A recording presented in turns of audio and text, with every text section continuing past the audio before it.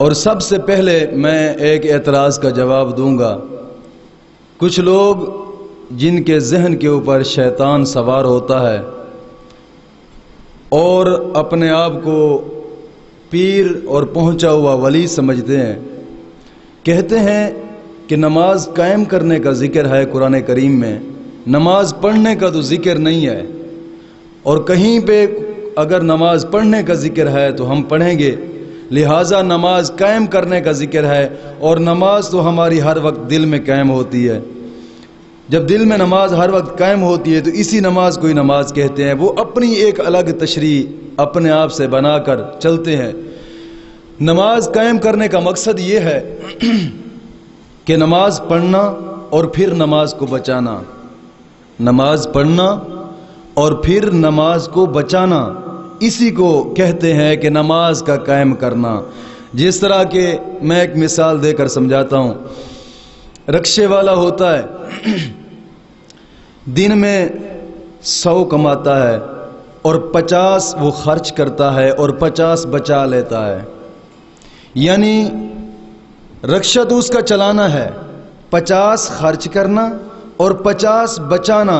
جو اس نے بچایا ہے اسی کو کہا جاتا ہے قائم کرنا، بچانا۔ مطلب کیا کہ نماز پڑھنا اور نماز کو بچانا، نماز پڑھنا اور نماز کو بچانا۔ جیسے حضرت آدم علیہ السلام کے وقت یہ شیطان 40,000 سال نمازیں پڑھتا رہا، چپے چپے پہ اس نے سجدے کیے، آسمان کے ذرے ذرے پہ اس نے سجدے کیے، اور جب نماز پہلے تو پڑھتا رہا، اب آئی نماز بچانے کی باری، اللہ رب العزت نے ارشاد فرمایا کہ تم آدم کو سجدہ کرو، تو اس نے سجدہ نہ کیا، انکار کر دیا، سوچنے پڑ گیا کہ میں آگ سے بنا ہوں اور یہ مٹی سے بنا ہے، میں افضل ہوں، عبادتیں کرتا رہا، اب کیسے اس کو میں سجدہ کر دوں؟ تو یہ جب نماز بچانے کی باری آئی تو وہ نماز بچا نہ سکا، نماز بچا نہ سکا۔ اللہ رب العزت نے بتلا دیا کہ نماز پڑھنا اور ہے، نماز کا بچانا اور ہے۔ اگرچہ تم زمین کے ذرے ذرے کے اوپر سجدے کرتے رہو، نمازیں پڑھتے رہو، نماز بچے گی تب، نماز قائم ہوگی تب جب تمہارے دل میں میرے نبیوں کا ادب ہوگا۔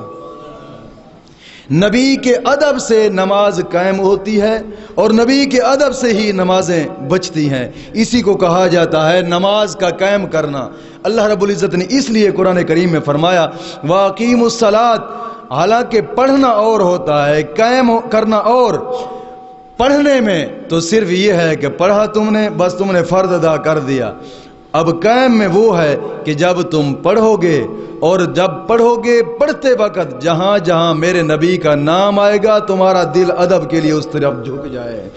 یہ ہے ادب، اور اسی ادب کو نماز قائم کرنا کہتے ہیں۔